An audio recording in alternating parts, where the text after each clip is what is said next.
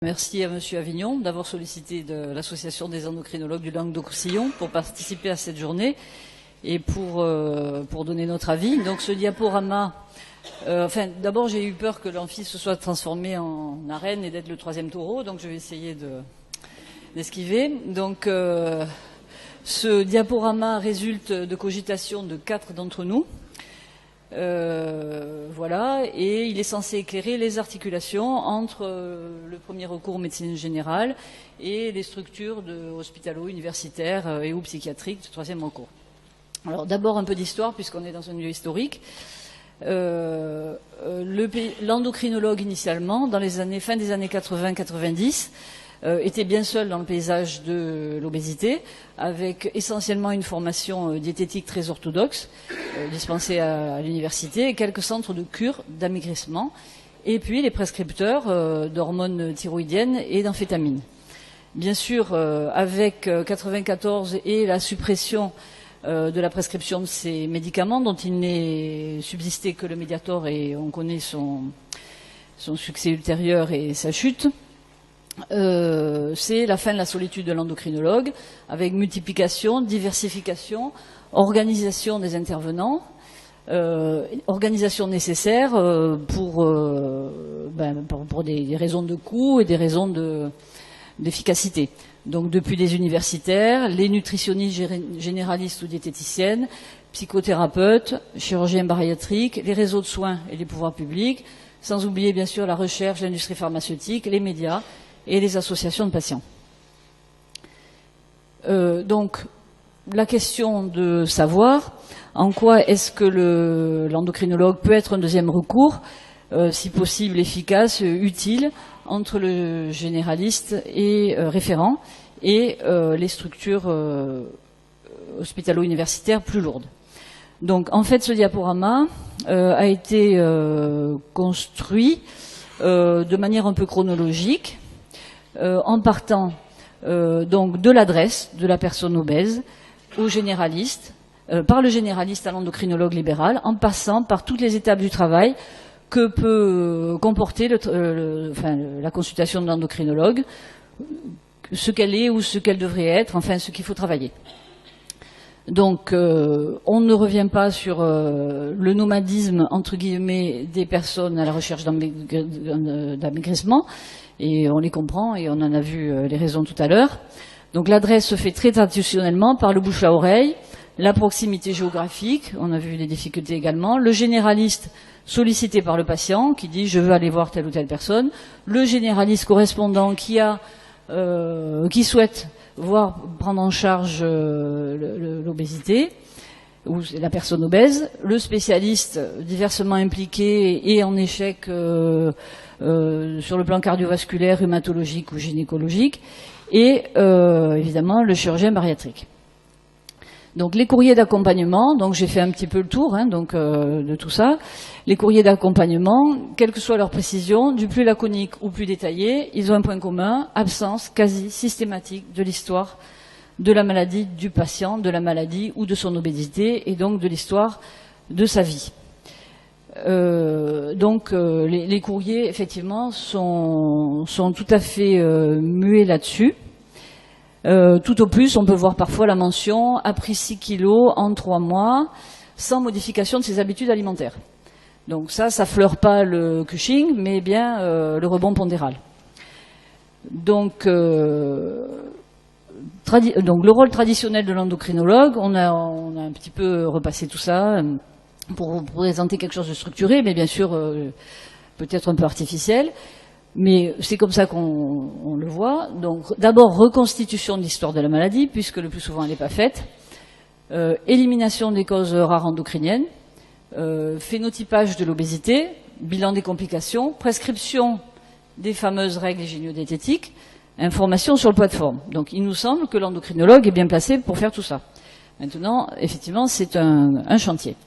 Donc la reconstitution de l'histoire de la maladie, nous insistons sur le fait qu'elle doit être faite par le patient lui-même, certes devant l'endocrinologue, qui doit en aucun cas s'agir d'un interrogatoire, mais bien d'une écoute active, et nous insistons beaucoup sur le fait que les vulnérabilités singulières des patients et des patientes doivent être prises en compte, même si beaucoup d'entre nous ne savent pas trop qu'en faire, donc a priori, dans un premier temps, donc psychologique, familial, socio-économique, génétique, voilà. Donc par cet aspect du travail, effectivement, l'endocrinologue se veut psychothérapeute malgré lui, comme beaucoup de médecins d'ailleurs, il n'y a pas que lui. Après, il l'assume plus ou moins bien, voilà. Donc deuxième aspect de son travail, élimination des rares causes endocriniennes. Donc ça, comment ça se fait? À l'interrogatoire et à l'examen clinique, et surtout à bas coût. L'hypothyroïdie n'est jamais en cause dans une obésité. Mais le plus difficile étant de convaincre souvent les patientes et les patients que c'est pas le 4,5 de TSH qui fait monter le poids. L'OPK, l'ovaire micropolycystique, certes, est très fréquent, et il est, à mon avis, à dédramatiser auprès des jeunes femmes, par rapport à leur fertilité ultérieure, et également auprès des mères, parfois. Ça aussi, ça prend du temps. Le Cushing, n'en parlons pas, c'est parfaitement exceptionnel, et on ne doit pas dépenser beaucoup d'argent pour éliminer cette pathologie rarissime. Ça marche plus ici. Voilà. Alors troisièmement, bien entendu, chemin faisant, on a tous les éléments pour faire le phénotypage et le bilan des complications. C'est un gros travail, mais bon, il peut être fait par un étudiant de 5e année, peut-être bientôt par un robot, je ne sais pas, voilà. En tous les cas, il s'en dégage les deux profils bien connus. Androïde, susceptible, je dis bien susceptible, de complications cardiomusculaires, cardiométaboliques et respiratoires, et gynoïde, plutôt à risque, rhumatologique et veineux. Donc, l'endocrinologue, qu'est-ce qu'on attend de l'endocrinologue? Souvent, la prescription de règles gynédiététiques, qui sont largement diffusées par les médias, des plus classiques aux plus aménagés. L'attente des correspondants et des patients, parfois le patient est extrêmement angoissé, prêt à tout, donnez-moi le régime sévère, je vous garantis, mais vous en avez déjà fait, etc. Non, celui-là ça va marcher, si vous me suivez, etc. Effectivement, ils sont prêts à tout. Plus rarement, il y a une demande d'encadrement. Vous savez, j'ai pas de volonté, j'ai besoin de votre volonté. Suivez-moi tous les mois et vous verrez bien, ça va marcher, etc. À la limite, c'est le patient qui essaye de rassurer l'endocrinologue.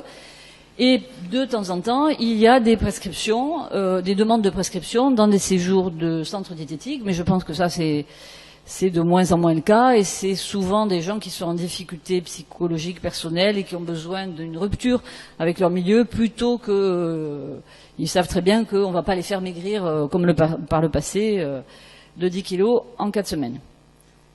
Alors, bien entendu, l'endocrinologue nous paraît en bonne position pour informer sur le poids de forme et faire le lien entre complications et poids, complications et mode de vie, soutien et accompagnement éducatif, et éventuellement pour structurer une éducation thérapeutique plus appropriée et spécifique dans le cadre d'obésité, diabète, bien sûr. Alors, ceci dit, ça c'est un constat du travail qu'on peut faire comme endocrinologue depuis longtemps. Maintenant, l'endocrinologie, sans doute, alors c'est une spécialité jeune qui est sortie de la médecine interne dans la fin des années 80, avec 3 casquettes, l'endocrinologie, la diabéto et la nutrition. Voilà, donc évidemment, l'augmentation de la prévalence de l'obésité, on n'en parle pas, a fait qu'il y avait de plus en plus de patients concernés et que l'endocrinologue doit sans doute se poser des questions sur l'évolution de son travail. Il nous a semblé que l'endocrinologue, hormis ce qui vient d'être dit, pouvait avoir une valeur ajoutée. Et les questions sont posées dans le cadre de l'alerte sur la nocivité des régimes, l'information sur la chirurgie bariatrique, la rédaction d'un courrier de synthèse, et la proposition éventuelle d'une alternative. Donc l'alerte sur la nocivité des régimes nous paraît être le primum non nocere hippocratique. Effectivement, sur la base de ce qu'on sait sur les échecs des régimes, parce que si c'était qu'échec, monsieur, madame, prend 10 kilos, perd 10 kilos, au bout de 2-3 ans, à la limite, c'est pas grave. Mais c'est le rebond qui est à la clé, c'est-à-dire l'aggravation d'une simple surcharge pondérale, on devient obèse, obèse sévère, obèse résistant, et sur tous les plans, physique, psychologique, etc. Donc le risque de rebond et d'aggravation font qu'il faut intervenir d'une manière ou d'une autre pour essayer d'éviter ça. Enfin, bon. Alors les risques, en tant qu'endocrino, je veux dire, et médecin. Donc les risques, évidemment, de développer des troubles des conduites alimentaires, voire de les aggraver par nous-mêmes. Donc, l'endocrinologue, dans ce contexte, et vous avez entendu tout à l'heure que ça peut être difficile, donc il faut faire face, les gens qui viennent nous voir ne sont pas convaincus de la nocivité des régimes, il faut faire face à leurs objections, qui sont très nombreuses, il faut répondre sans brutaliser, il faut convaincre, ce qui ne veut pas dire séduire, c'est-à-dire qu'on est en situation de développer des arguments face à des gens pour recueillir leur adhésion pleine et entière, et non pas, on n'est pas en face de gens pour leur dire ce qu'ils ont envie d'entendre, voilà. Et parce que les séducteurs dans le domaine de du poids sont effectivement légion.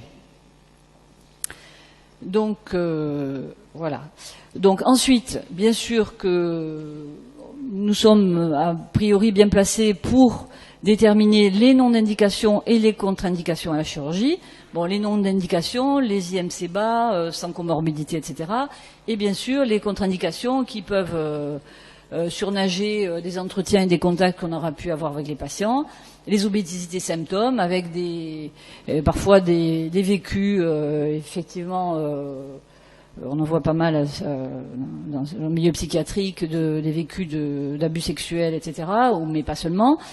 Les addictions, qui sont parfois pas toujours évidentes, et de plus en plus nombreuses. Hein. Les jeunes femmes aujourd'hui, en début de carrière, je ne posais jamais à une femme la question « Est-ce que vous buvez de l'alcool ?» à une jeune femme de 23 ans. Maintenant, je la pose systématiquement, et 8 cas sur 10, on me dit oui. Hein. Et éventuellement, on me rassure en me disant « Mais moi, je bois pas beaucoup. » Alors, je demande « Qu'est-ce que c'est ?» C'est 7 verres dans la soirée, une soirée qui commence à 9h, qui finit à 4.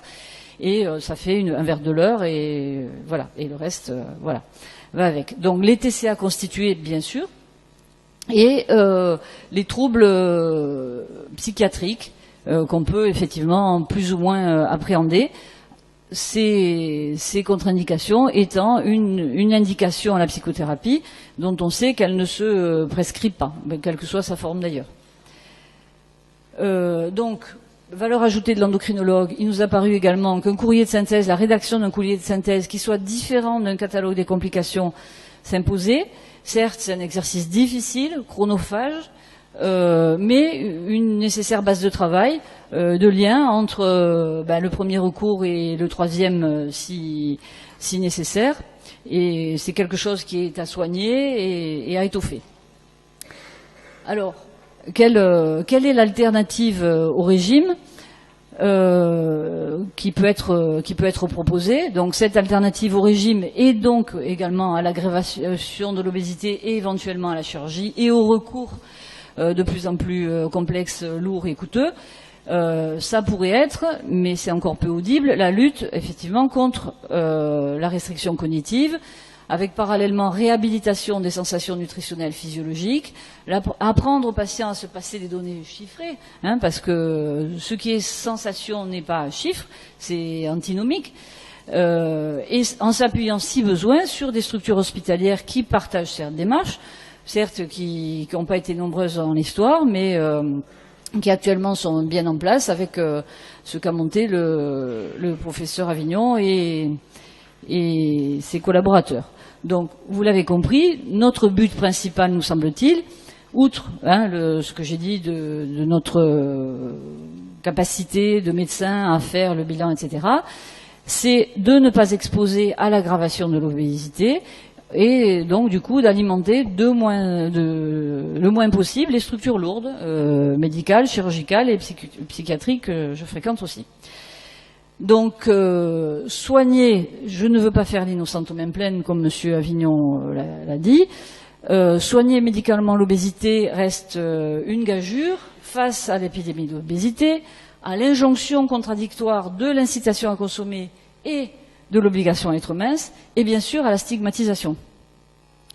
L'alternative, elle est difficile à trouver, je pense, parce qu'elle suppose que le médecin accepte lui-même et pour lui-même de sortir de la restriction cognitive et de la stigmatisation, que soient mises en place des formations universitaires et ou associatives adéquates, et je pense que ce matin, il y a des demandes dans ce sens qui partent de partout, et également, il faut prendre bien garde à ce que l'organisation des soins ne soit pas un simple parcours du combattant, coûteux et surtout stérile, privé de la parole, de la conviction, de la solidité, de l'humanité du soignant face à cette personne qui est dans une demande que parfois elle identifie comme étant demande d'amaigrissement, mais qui peut en cacher bien d'autres.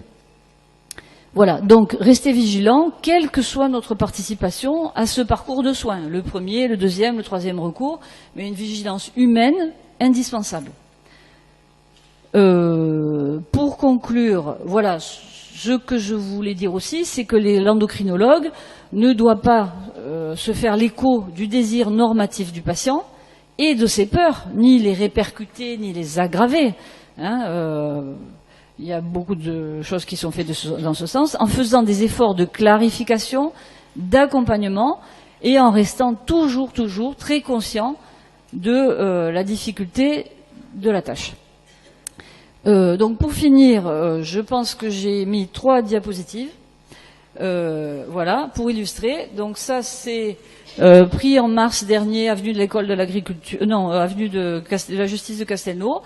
Voilà, donc on n'y avait pas pensé. Mangez dans votre voiture, vous vous emmerdez, il y a des bouchons, s'évader du bouchon en une bouchée. Voilà, il y a pas que l'industrie pharmaceutique qui cherche des niches de prescription, on le sait. Et bon, ça c'est pas médical, bien entendu. Alors, vanité façon mortadelle, ça c'est une vanité en mortadelle réalisée par un plasticien suisse. Ça m'a paru, voilà, mangez-tu, on n'y est pas loin, mais est-ce que la peur évite le danger? Bien sûr que non. Quand on arrive avec des gens déjà souffrant de leur apparence, en plus effrayés par ce qui les attend, que peut-on faire avec des gens dans cet état? Voilà, c'est une tâche extrêmement difficile, si ce n'est les calmer, les rassurer, mais dans quel temps, dans quel format, pour quel tarif, donc voilà, tout ça est à mon avis en grande friche. Et enfin, voilà, c'est le balancier entre élégance mortifère et versus obésité morbide. Est-ce que l'endocrinologue peut envisager de sa petite place d'essayer de stabiliser le balancier? En tous les cas, c'est ce à quoi, à mon avis, tous les intervenants dans ce domaine doivent tendre. Maintenant, voilà, ça n'est que mon opinion et celle des petits groupes de gens que j'ai pu recueillir pour élaborer ce diaporama. Voilà, je vous remercie.